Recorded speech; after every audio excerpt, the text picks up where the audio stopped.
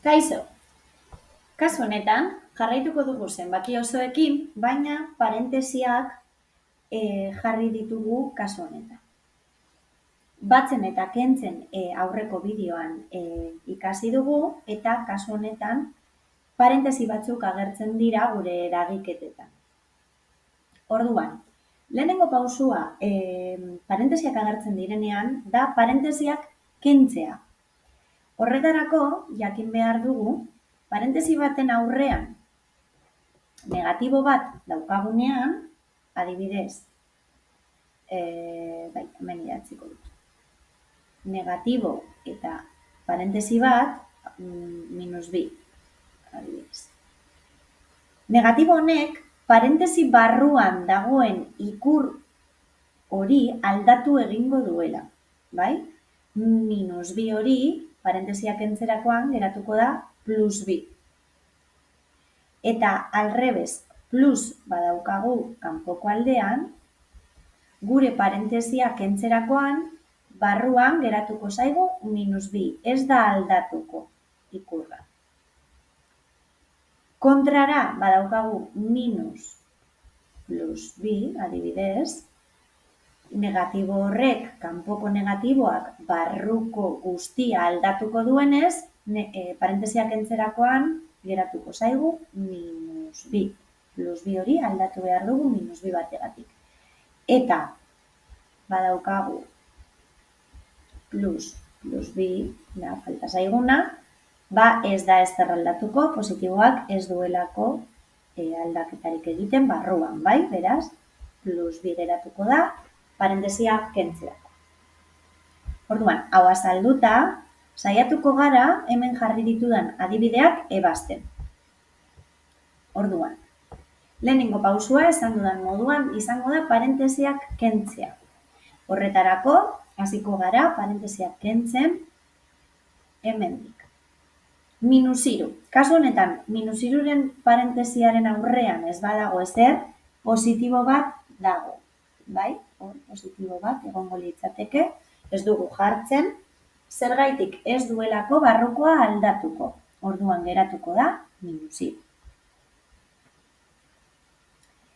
Hurrengo negatibo horrek, gure +2 hori aldatu egingo du. Beraz, geratuko da -2. Bai? Izango da kasu hau. Lehen esandako kasu. Bai? Aber hurrengoa. Negatibo honek aldatuko du, gure -1 hori bihurtuko du +1.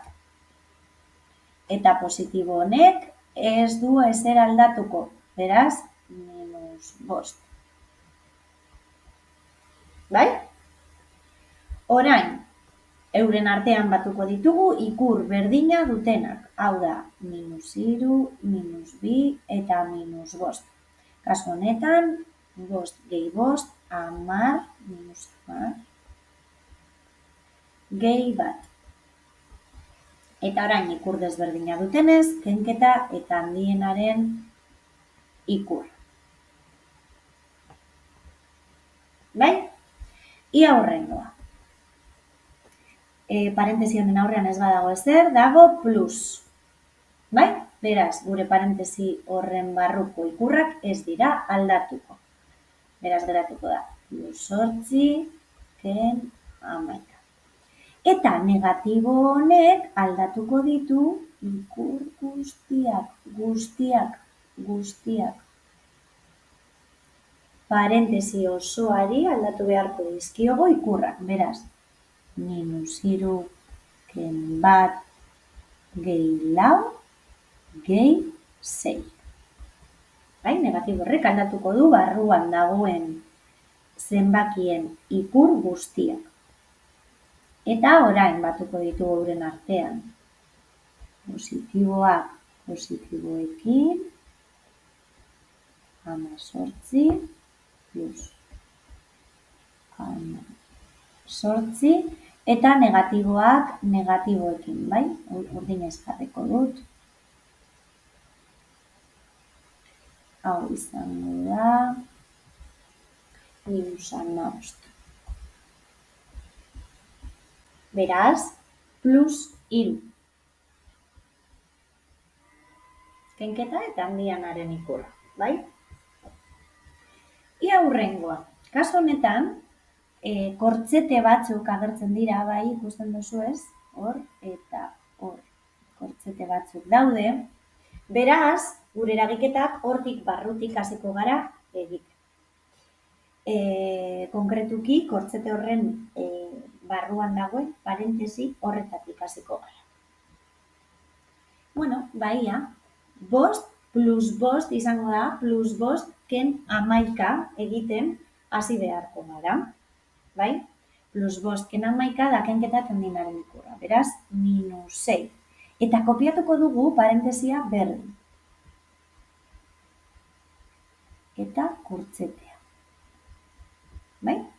Beste guztia kopiatuko dugu, bueno, kasu honetan egin aldugu eragiketa hau ere, egin aldugu pauso honetan, eta hau da minus 6. Bai? Orain, jarraituko dugu kortzete barruan, baina kendu beharko ditugu parentesi hauek. Minus 6aren parentesiak. Beraz, plus bat daukanez kanpoko partean, minus 6 geratuko da.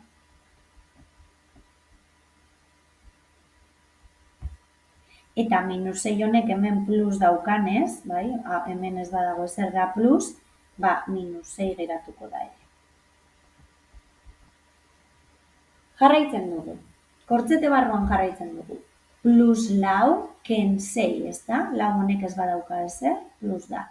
Plus lau ken 6, minus 2.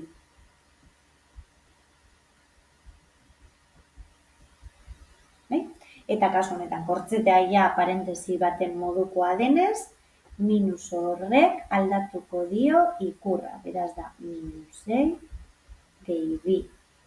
Eta orain, kenketa, zenbakin arteko kenketa, eta handienaren ikurra. Minus